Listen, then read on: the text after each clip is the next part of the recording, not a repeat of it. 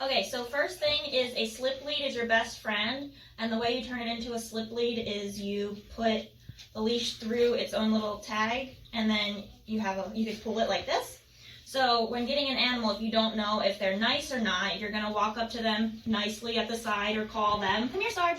And then you sort of want to greet yourself sort of sideways, see how things are going, see if you can pet them.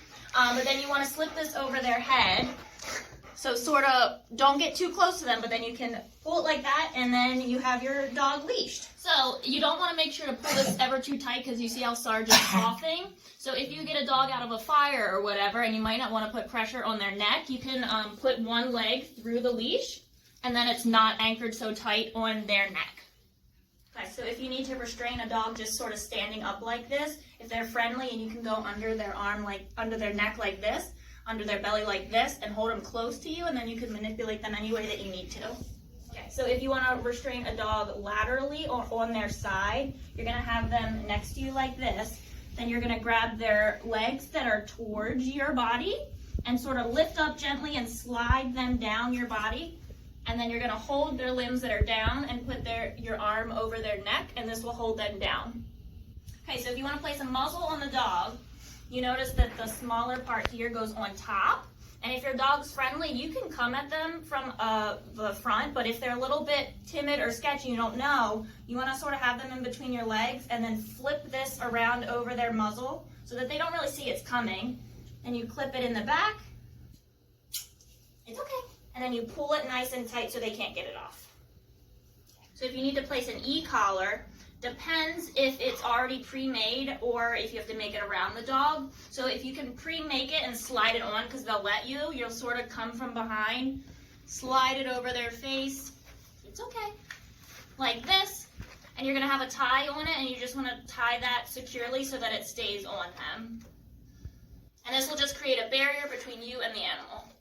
Okay, so then if the animal won't let you slide it on, you could sort of come from behind, slip this under, and then you're just going to build the e-collar around them. It's a little less scary to have an object coming at your face. Okay, so say Sarge is extremely aggressive. He wants to eat me, and you might need a buddy for this.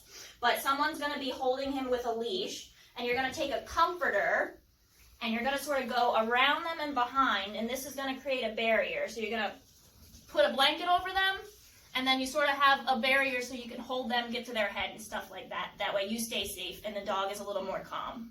Okay, so this is if you have a highly, highly aggressive dog. This is our rabies pull. If they're lunging at you and they have no other way to get to them, you can actually be safe with this. Slip this over their head. Sorry, Sarge. And then you pull it and they're nice and tight and you have hold of them. Okay, so if you're restraining for a jugular blood draw, corners are your best friend. So you're going to back your puppy up into the corner, make them sit down. Sit down, Sarge.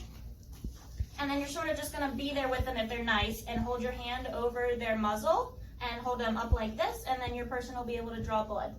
Okay. If you're restraining for a catheter or a cephalic blood draw, you're going to hold their leg out behind their elbow so that they can't pull it back.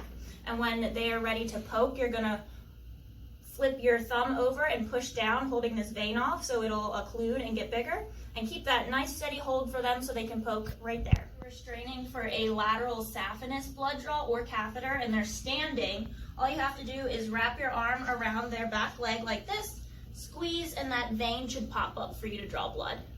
Same thing if we're doing this while they're lateral because the patient's being a little wiggly. You're just going to hold this back leg off like this, squeezing your fingers like this, and that'll make that vein pop up.